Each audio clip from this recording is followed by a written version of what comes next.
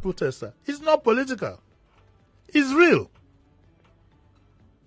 And even you, sir, I'm sure, I don't know what your salary is like, you'll be feeling the pinch. Hungry day, we must protest. Hungry day, we must protest. Hungry day, we must protest. Hungry day, we must protest. But the government can avoid this protest by doing the right thing. Nobody will go and protest if you bring fuel price down today with a increase. Nobody. The problem is that this is the first regime in Nigeria that are rubbing corruption on the people's faces clean and clear. On the other hand, I will further say that while citizens have a right to peaceful protest, they do not have a right to mobilize for anarchy and unleash terror.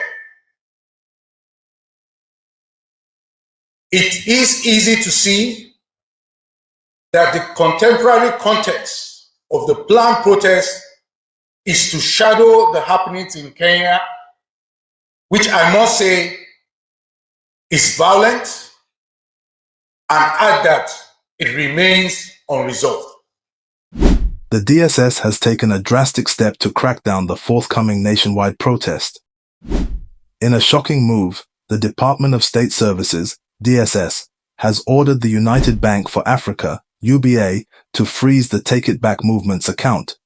This means that the movement can no longer access their funds or carry out their activities.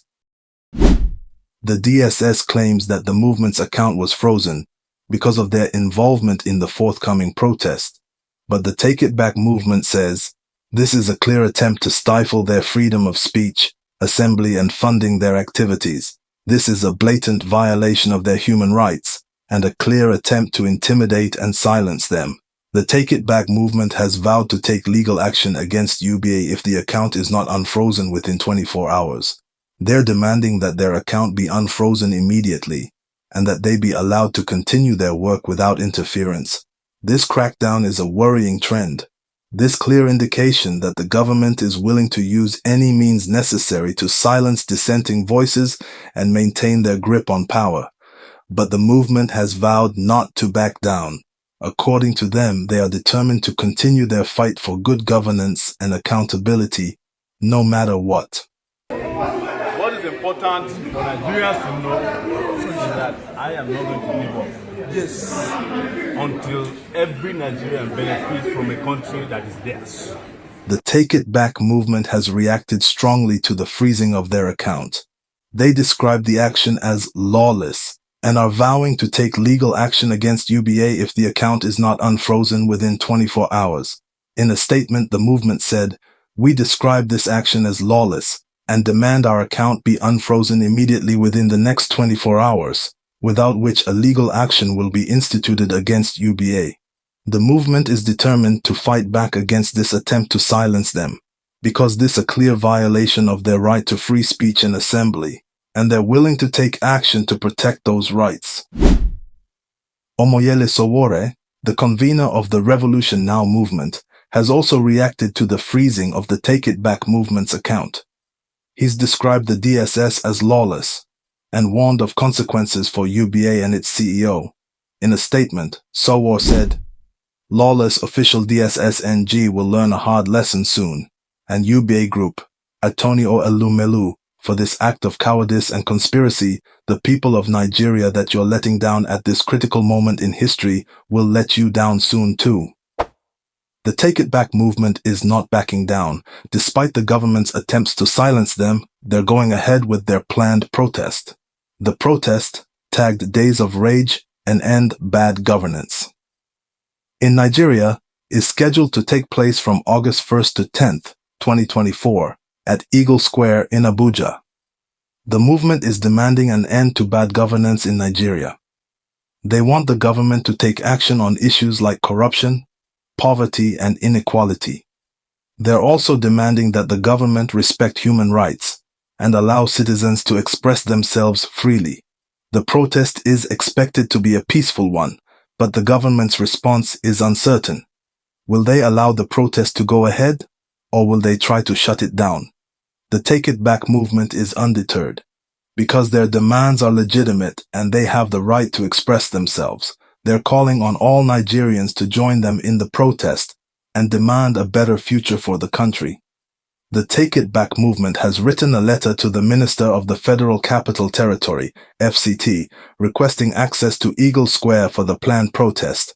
The letter was signed by Damilar Adenola, Director of Mobilization for the movement. In the letter, the movement explained that they want to use Eagle Square for the protest because it's a public space that belongs to all Nigerians. They promise to ensure that the protest is peaceful and that they will follow all necessary guidelines. The movement also requested unrestricted access to the venue 24/7 throughout the duration of the protest.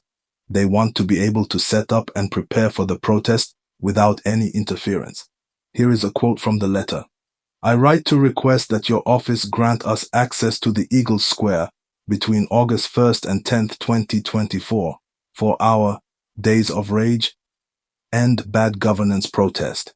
We promise to ensure that the protest is peaceful and that we will follow all necessary guidelines. The movement is waiting for a response from the minister. What you must know is that there is already plans, even publicly stated by those in government and their minions and cronies, to hijack the protest. As a matter of fact, while we're on break, a voice note was sent to me from one of their strategy meetings to hijack the protest in Lagos and Abuja and give it a coloration of a violent protest so that they can impose a state of emergency. How can we authenticate in those two this? cities? This. How can we authenticate this? This is how. Well, you know, I am letting you know what intelligence is available to me. During NSAS, if you followed my tweets, I was giving a blow-by-blow account of their plans to invade Lekki Tollgate, even at the point where they dropped the idea. I tweeted about it, that they were planning to send soldiers there. And then some of them disagreed, and then one night they all agreed that it's time to do it. So I'm not just a regular person. I'm a journalist like yourself, so I have sources and access to information that may not be available to the public, but we have a duty to inform the public about this. But part of it is also what they call psychops. Psychops being that, you know, it's a psychological operation to get people scared so that the population of people that will come out will not be many. So by the time they say, oh, it's going to be hijacked, you know, people say, me, I don't want to go and die and all that.